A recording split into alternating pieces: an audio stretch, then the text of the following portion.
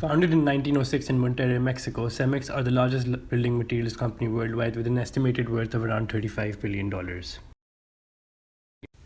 Today, Cemex have a presence in over 50 countries and boast trade relationships in over 100 countries.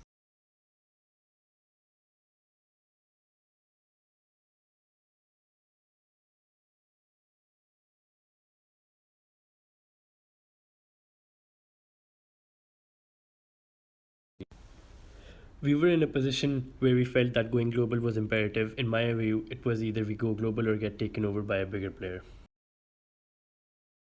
Cemex initially attempted to break into the US market where demand for cement was stable and the market was extremely fragmented with no clear market leader. However, fierce opposition from existing US firms made it difficult for Cemex to operate in America. According to Yip's theory of macro environment and globalization drivers, the decision to expand internationally and the decision to opt for Spain as the country of choice seem to have come for two different reasons. The decision to leave Mexico, as previously mentioned, was more to do with the influence of cost globalization. However, the decision to target Spain was more to do with the influence of political factors. More relaxed trade policies meant that Cemex were able to operate more freely in Spain than they were in America. Signed in 1997, Mexico and the EU, of which Spain are a member, even have a trade agreement that allows for easier trade without government red tape and preventative barriers. Seen as an entry point into the European market, Spain made sense as the first place to target as the countries share the same native language, making communication easier. This fits in best with the Cultural, Administrative, Geographic and Economic Analysis Framework, otherwise known as CAGE, which lists close cultural distance as a factor that may aid geographic expansion. Cemex gained access to the Spanish market by acquiring two of the largest Spanish cement manufacturers, and this gave them the opportunity of exploring the US market again, as Spain was, as mentioned previously, exempted from the same anti-dumping duties that had prevented Cemex from trading in America on first attempt. Despite their success, there have been some challenges encountered during Cemex's geographical expansion. As mentioned earlier, Cemex were pushed out of the US market by big firms that called for the restriction of Cemex's trading due to a violation of anti-dumping regulations.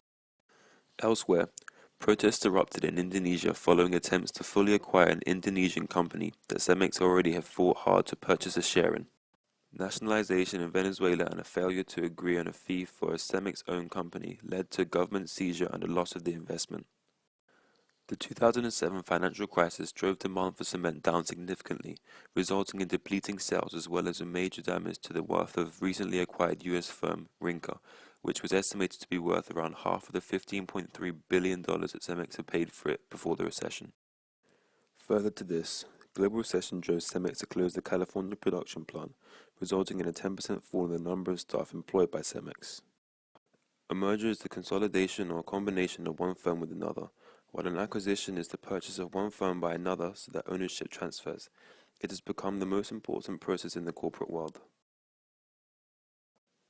Hubbard suggests that there are 4 degrees of integration: total anatomy, restructuring followed by financial controls, integration of main systems, and full integration. It is important for the firm to firstly decide which type of integration is right for itself and the acquiring firm. Cemex has utilized the variety of advantages from the merger and acquisition activities. The first advantage of M&A for Cemex is that they will get new synergy from other companies, and this would encourage cost efficiency and performance. As the companies merge, they are able to support each other, profiting the business financially and through better work performances. Another advantage is the cost efficiency. Mergers allow Cemex to overcome barriers and improve their purchasing performance as negotiation becomes easier due to bulk orders and bulk buying. Cemex were able to cut costs by reducing staff, therefore increasing their profit margins. This also enables them to raise their economies of scale, as there is a higher volume of production, which results in reducing the cost of production per unit output. Furthermore, Cemex has used its M&As to strengthen the business network as they have gained a bigger market reach. This has enabled them to secure sales opportunities, provided them with new areas to explore, and finally has given them access to complementary and secure resources.